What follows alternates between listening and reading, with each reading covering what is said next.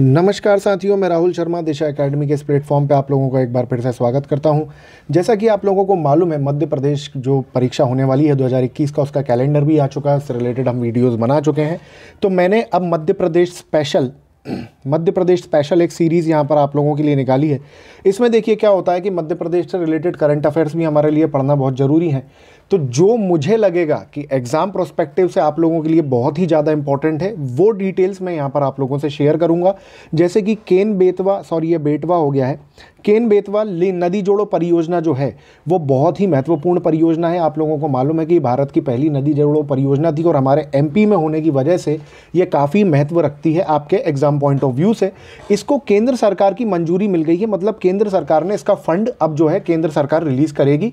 तो उसी से संबंधित ये आज ही की न्यूज़ है, तो उसी से संबंधित ये हमारा आज का वीडियो होने वाला है, जो कि बहुत ही ज़्यादा इंपॉर्टेंट होने वाला है। इससे जुड़ी क्या क्या बातें हैं, वे सारी की सारी बातें मैं आप लोगों से डिस्कस इस वीडियो के माध्यम से करने वाला हूं। तो चलिए वीडियो को हम बिना देरी किए स्टार्ट कर देते हैं। देखिए, तो बात अगर मैं करूं यहां आप लोगों से कि केन बेतवा नदी परियोजना को केंद्र की मंजूरी मिल चुकी है। इस परियोजना में दोदन बांध और दो नदियों को जोड़ने वाली नहर का निर्माण के जरिए केन नदी से बेतवा नदी का पानी हस्तांतरित किया जाएगा। केन और बेतवा नाम से ही आपको समझ आ रहा होगा, केन और बेतवा नदी से जो है पानी हस्तांतरित किया जाना है। इससे सालाना 1.06 मिलियन हेक्टेयर से अधिक सिंचाई की जा सकेगी। देखिए दोस्तों, मैं आप लोगों को एक बात बता देता हूँ। ये जो डेटा यहाँ जो पूरा का पूरा डेटा मैंने इन स्लाइड्स में यूज़ किया है ना, ये पूरा का पूरा आप एज इट इज़ अपने पास नोट कर लीजिएगा। यही पॉइंट जो है ना, आपके मेंस की आंसर राइटिंग में आप लोगों को काम आएंगे। मैंने उसी हिसाब से ही सारी बातें यहाँ लिखी हुई हैं। तीसरी पॉइंट पर अगर मैं चौथे पॉइंट पर बात करूं, इस परियोजना की कुल लागत कितनी है? 44,605 करोड़ रुपए कुल लागत। यहाँ ध्यान दीजिएगा, कुल लागत। अगर आपको पीएससी में अभी प्रारंभिक परीक्षा में क्वेश्चन आएगा कि कितने की मतलब लागत लगाई गई है, तो उसका आंसर होगा 44,605 करोड़ रुपए। यह आंकड़ा 2020 और 21 के मूल्य पर स्तर पर बनाया गया है, ठीक है, जिसमें केंद्र द्वारा 39,317 करोड़ का अनुदान दिया गया है। यहाँ पर 3 फिगर्स हैं दोस्तों, ध्यान देने वाली बात है यहाँ पर, और बहुत ध्यान से इस बात को आप समझिएगा कि यहाँ पर देखिए 3 फिगर्स हैं। 3 फिगर कौन से? एक तो 44,605 करोड़ रुपए, जिसका कुल लागत जो है, इसकी कुल लागत है इस प्रोजेक्ट की। केंद्र सरकार ने 39,317 करोड़ का अनुदान दिया है। और तीसरा फिगर है 3,027 करोड़ जो है वो ऋण के रूप में दिया जाएगा। तो अगर आपसे पूछा जाए कि कुल लागत कितनी है, तो वहाँ आप बताएंगे 44,605 करोड़ रुपए। केंद्र ने के द्वारा कितना दिया जा रहा है? तो 39,317 करोड़ रुपए। और इसमें ऋण कितना दिया गया है? तो ऋण है 3,027 करोड़ रुपए का इसमें ऋण है। तो यहाँ पर 3 आंकड़े हैं। ये तीनों ही आंकड़े आपके प्रारंभिक परीक्षा के अकॉर्डिंग, प्रारंभिक प्री के अकॉर्डिंग अगर मैं देखूं तो ये बहुत ही इंपॉर्टेंट डेटा है। तो इसको बिल्कुल भी नज़रअंदाज मत करिएगा, इसको ध्यान से पढ़िएगा, ठीक है।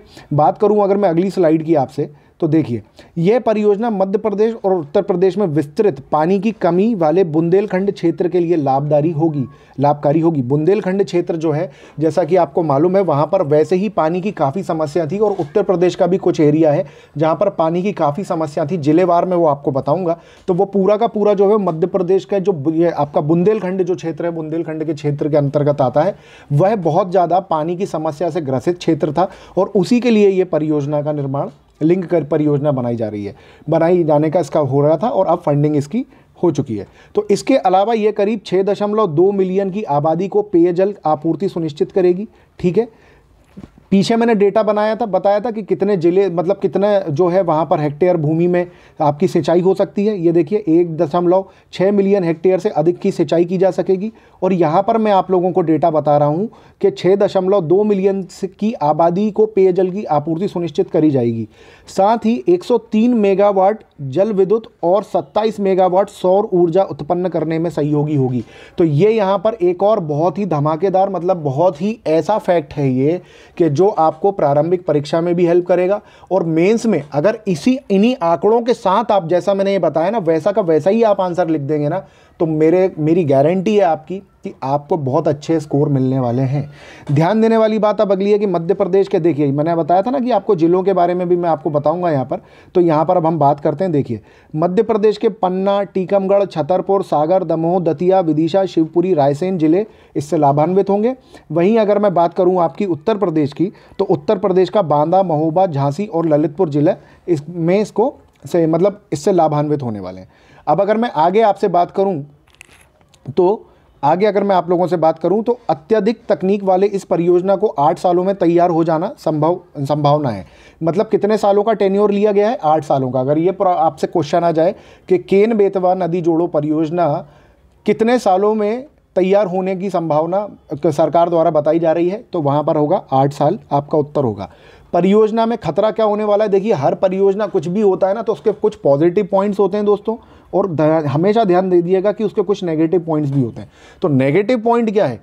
परियोजना से खतरा ये है कि जो पन्ना टाइगर रिजर्व है उसका एक भाग निर्वाणीकरण किया जाना है। मतलब वो जो भाग है उसके अंदर से ये डैम निकलेगा, ये परियोजना निकलेगी, तो वहाँ का जो उतना उस एरिया जो रहेगा उतना उस वहाँ पर वन काटे जाएंगे और फिर वहाँ से ये निकाली जाएगी।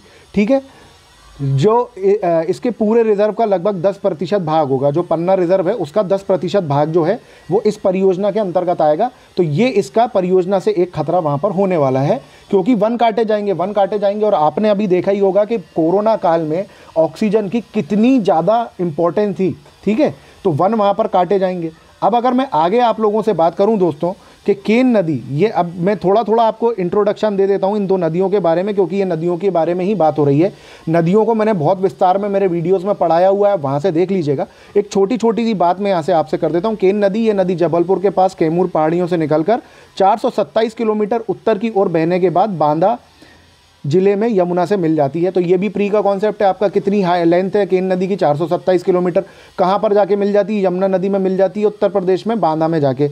अब बात करूँ बेतवा नदी की, तो यह नदी मध्य प्रदेश के रायसेन जिले से निकलकर 576 किलोमीटर में के क्षेत्र में प्रवाहित होने के बाद उत्तर प्रदेश के हमीरपुर में यमुना नदी से मिल जाती है। तो ये दोनों नदियाँ यमुना नदी से मिल जाती हैं। इन दो नदियों के बारे में बात हो रही थी, इसलिए छोटा छोटा सा डिस्क्रिप्शन मैंने इन नदियों का आप लोगों को दे दिया है। अब अगर मैं आपसे कुछ इंपॉर्टेंट पॉइंट्स की बात यहाँ पर करूँ तो ये भारत की पहली नदी जोड़ो परियोजना है, स्टार।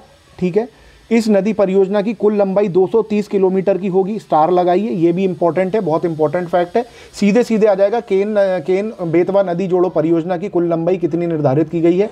230 किलोमीटर, उसका आपका आंसर रहेगा। इस परियोजना को केन बेतवा लिंक परियोजना प्राधिकरण द्वारा क्रियान्वित किया जाएगा। ठीक है, केन है ये, केन।